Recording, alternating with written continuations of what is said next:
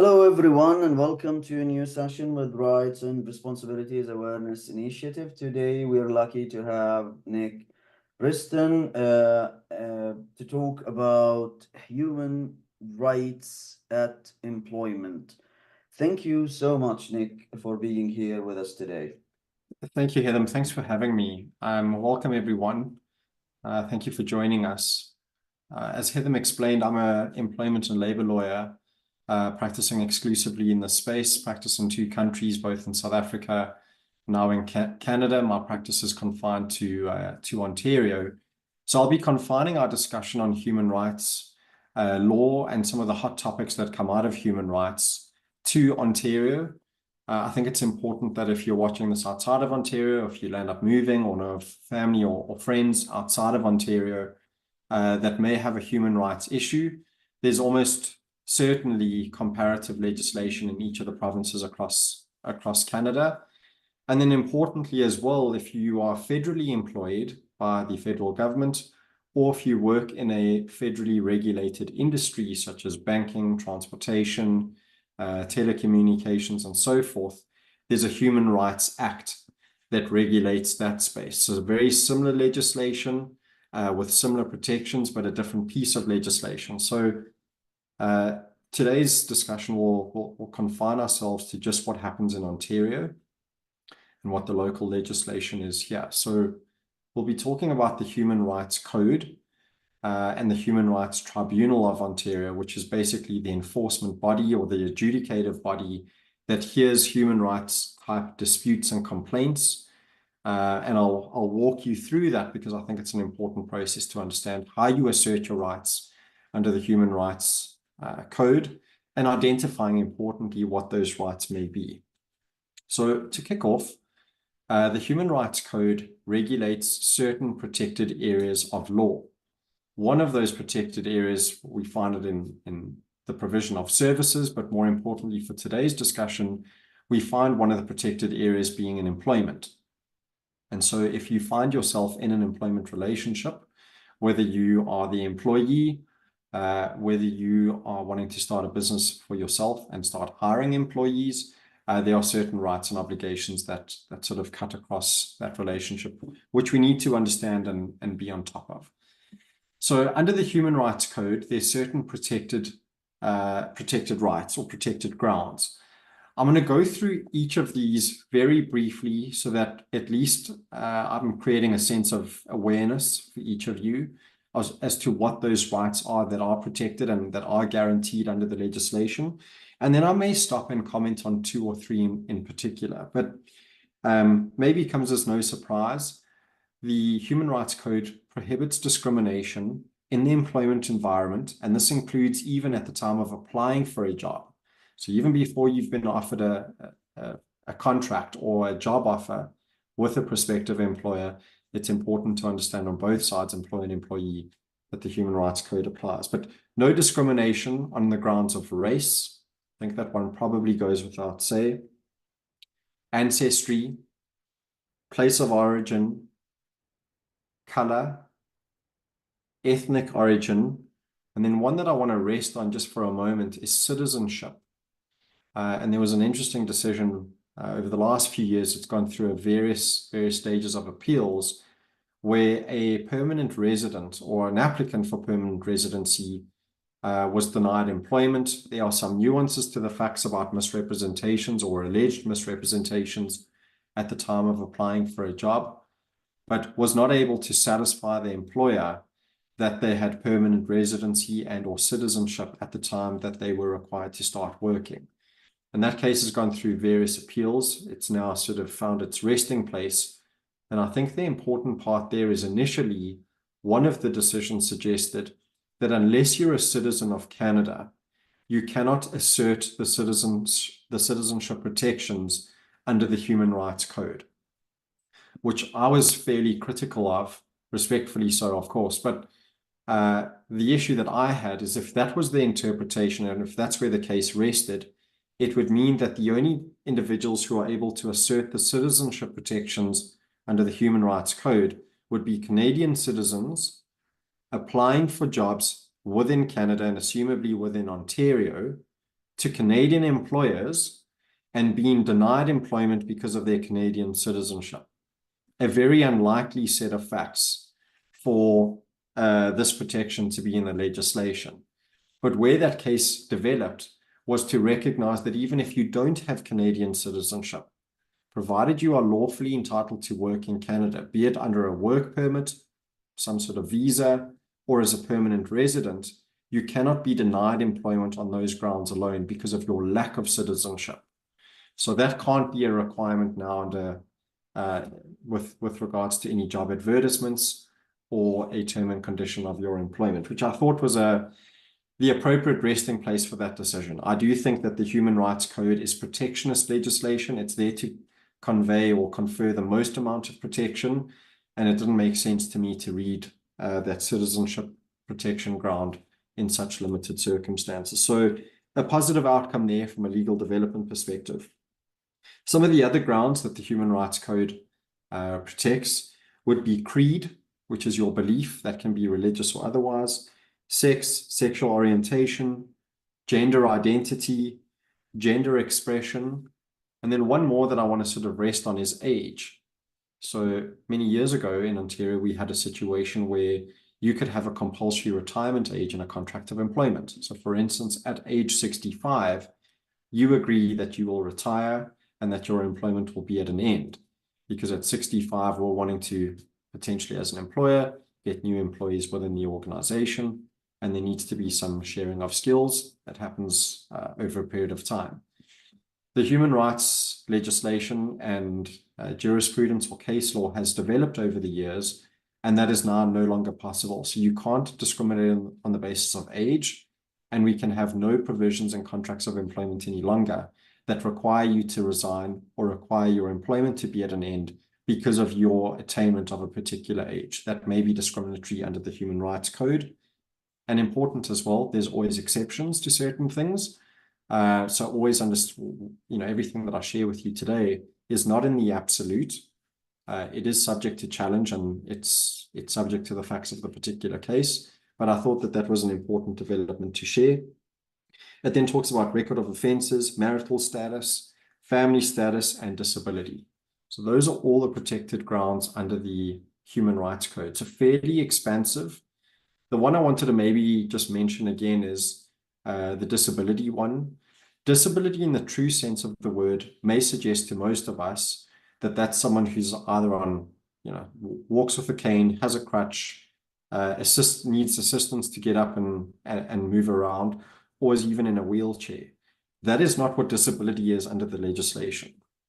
Disability under the legislation can include those individuals, but it's much broader than that. So even being off on a medical leave while you recover from a surgery or having experienced a prolonged illness may qualify as a disability under the Human Rights Code and therefore deserving of protection. So what does that all mean? Let's work with, I would say, the most customary situation where someone gets ill and needs a prolonged period of time away from work while they seek treatment, recovery, and otherwise. And, they're sort of frequenting hospital rooms and maybe even surgeries there as well. This individual may be off for a long period of time. And so the question may be, does the employer need to keep your job open for you while you're busy recovering? And the answer does lie in the Human Rights Code. Again, I'm going to give you the high-level response. It can be nuanced and it can get a little bit more complex. But effectively, the Human Rights Code requires that employers accommodate employees up to the point of undue hardship. That may require keeping your position open for a reasonable period of time.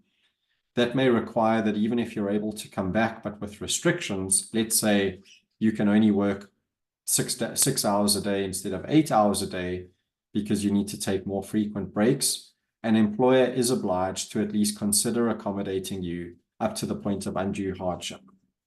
And making any adaptations to your working circumstances, provided they're possible, they can't be impossible adaptations, provided they don't infringe significantly from a cost perspective, provided they don't significantly infringe from a health and safety perspective, there is this reasonable expectation on the employer to try and walk the extra mile with employees if any of these protected grounds sort of come up in the workplace. So undue hardship is a term that you will see used often alongside this duty to accommodate. And the case will basically suggest that that's cost and health and safety concerns. I may give you an example of what one of those may mean practically. So for instance, there may be a situation where an employee goes off for a period of time, is written up by the doctor to say that Nick can come back into the workplace, but needs to take frequent breaks.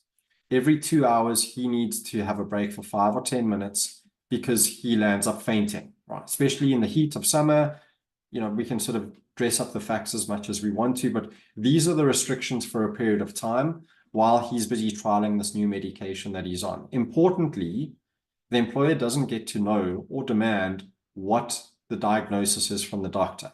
All that the employer needs to know is what are the restrictions and for what period of time are they going to apply. The concern there from a health and safety perspective may be potentially that Nick works in a kitchen at a Tim Hortons or some other takeout sort of company where there's hot oil, there's sharp knives, there's machinery, there's moving parts, there's people behind him, there's sharp edges.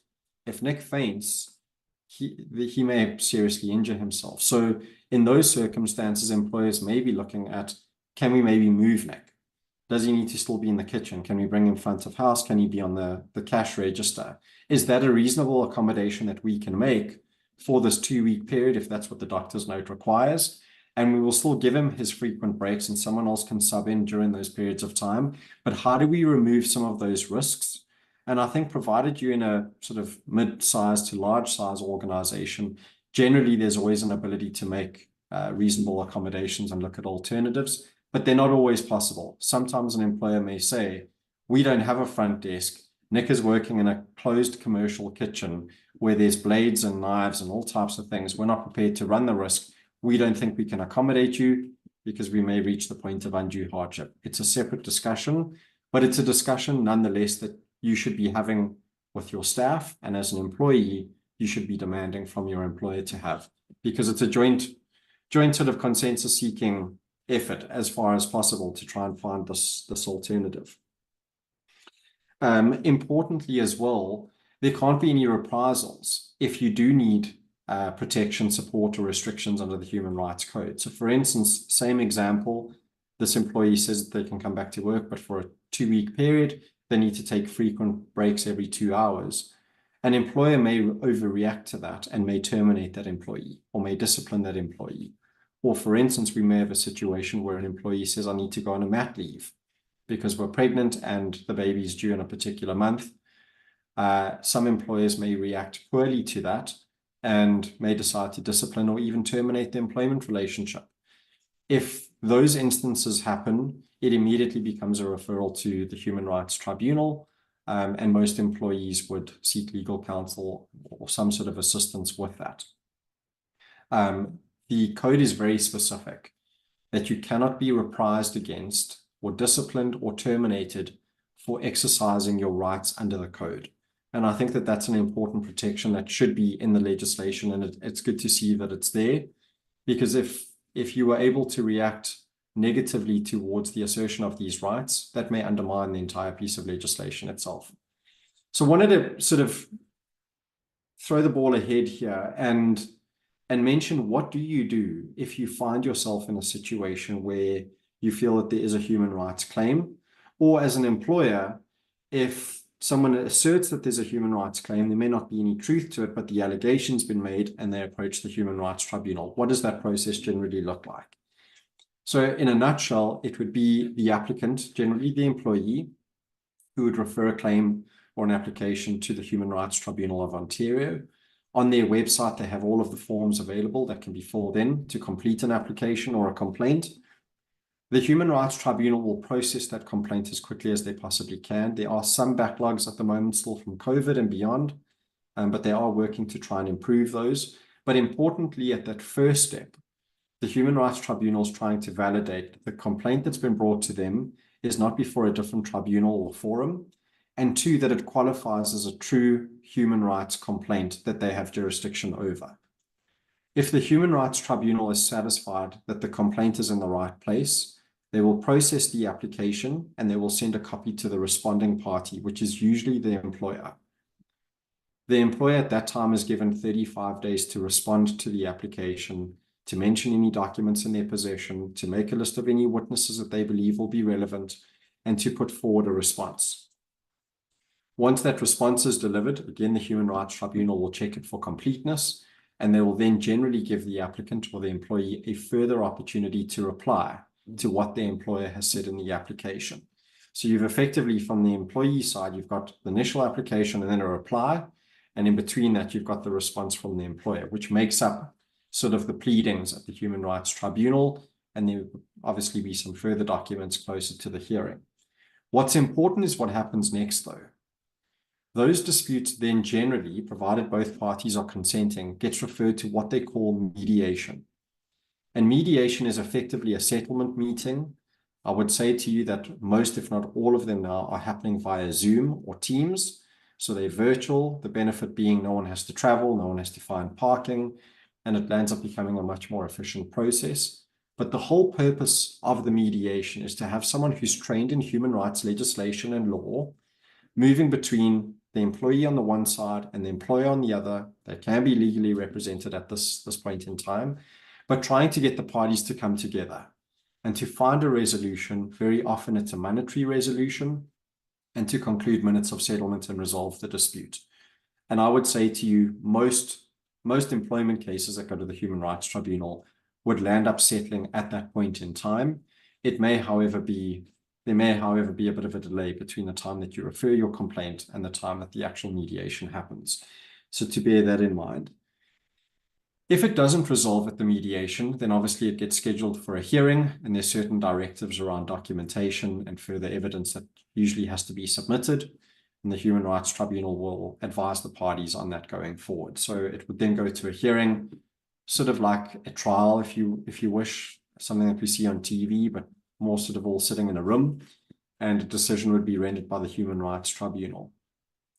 The one pro and con, I would say, about the Human Rights Tribunal is, as an applicant where your rights have been infringed, it's very easy to fill in the form, download it off the website, send it in, and you have your claim that's been sort of escalated and filed with the Human Rights Tribunal. There's also no barriers to entry. So there's no filing fees, there's no cost. There's also no cost consequences if your application is denied and it's found that there's no merit in your complaint. So I think those are there for good reason, because you don't want barriers to entry and difficulties with regards to access to justice where it comes to human rights legislation specifically. On the converse, as an employer, it may at times be subject to abuse, where we do sometimes see human rights claims being brought that have no merit in them whatsoever. They go the distance, and then there's no cost consequence at the end of the day, which then jams up the system, creates delays, and then more deserving cases that have fact and have merit behind them and prospects of success sort of get delayed for months and months and months before they eventually get heard, because you've got, unnecessary cases being referred to the tribunal as well. So it's maybe sort of institutionalized in just human rights. I don't know how one gets around that, because I think the barrier to entry argument is a strong one. But those are some of the consequences that we see. And then finally, just again in the interest of time, what are the powers that the Human Rights Tribunal can award if they find that there is a breach of the code and that your rights have been infringed? So first of all, they can give monetary and non-monetary awards. The monetary awards may be compensation, loss of earnings, loss of the job, usually a money figure that the vice chair would come up with, and they would award that to the employee, obviously if there's merit to the complaint. And then there's also non-monetary awards that can be given. So for instance, there may be some sort of statement or apology or some further training or awareness campaigns that are required within the organization.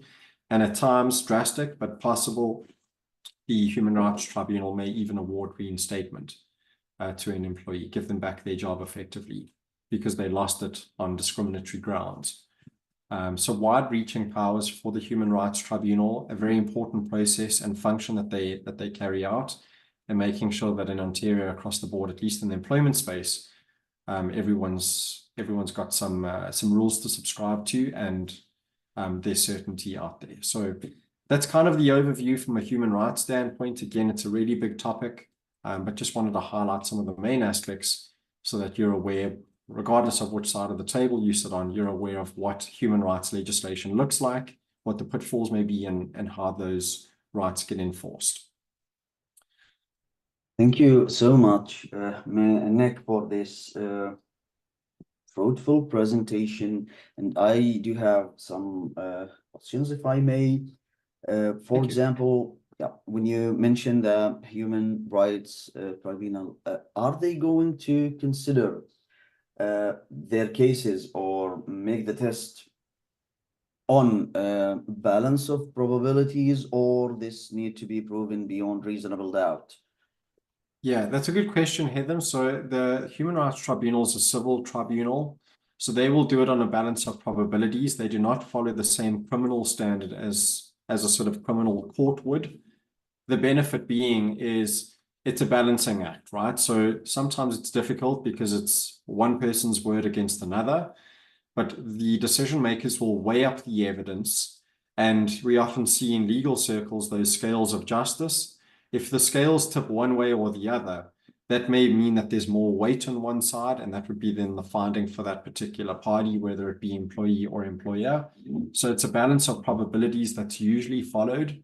There is some jurisprudence in the human rights space that suggests that if I believe one side 50% and the other side 50%, I almost need to defer to the applicant. So I would say that it is a balance of probabilities, but in the human rights aspect, it almost goes that one little step further. And we've seen some decisions go in that direction. But yeah, it's a civil standard, not a criminal standard, to answer the question. Thank you so much. And when we are talking about the burden of proof, so definitely it would be on the applicant. Right. Yeah, you would have to prove that there's been some discrimination, and you'd have to put up what they call a prima facie case or a provisional case to demonstrate why there was discrimination, on what grounds, how it happened, when it happened, by whom are you alleging, this conduct or behavior took place from, and over what period of time. And then once on the face of it, the Human Rights Tribunal is comfortable that this is something that falls within their jurisdiction. Obviously, things will shift around, but it will be for the employer to then come and demonstrate why it's not discriminatory, what they did, or that they did accommodate and that they reached the point of undue hardship, or that there's some other defense to the claim that's being brought. One of them may be that it's an inherent requirement of the job. So, for instance, it's an inherent requirement of the job that you have to be licensed by the Law Society to practice law. If you're not licensed, we can't have you as a lawyer practicing within our organization. It's got nothing to do with your race, your age, your gender, any of those sorts of things. So there are defenses that exist all the way through, and very often these cases are very fact specific and fact heavy. But in a nutshell, that's generally how the claims would be adjudicated.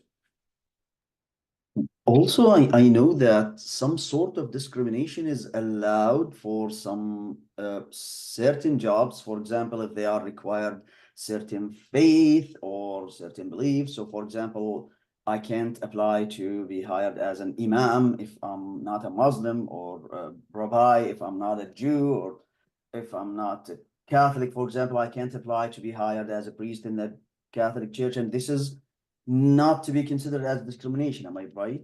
Right. Yeah. So there's something called a bona fide occupational requirement.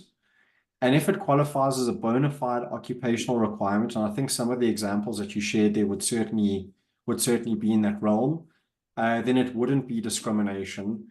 Another one may be, just sort of taking it out of the religious context, you can imagine that to be a truck driver or a school bus driver, you can't be blind. If you're blind, that would be considered a form of disability or a medical limitation, but it may be a bona fide occupational requirement or an inherent requirement of that job that you have good eyesight, or at least reasonable eyesight, so much so that you can drive a vehicle. So in those circumstances, I mean, no rights are ever absolute in law.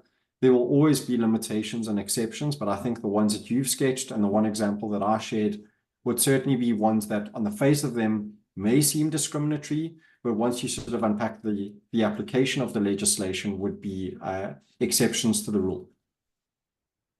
Well, thank you so much, Nick, for this. And at the end of this session, I would like to express my great thanks by the name of myself and RRAI for those informative sessions. I am so grateful. Thank you so much for sharing this valuable information and your valuable time with us, sir.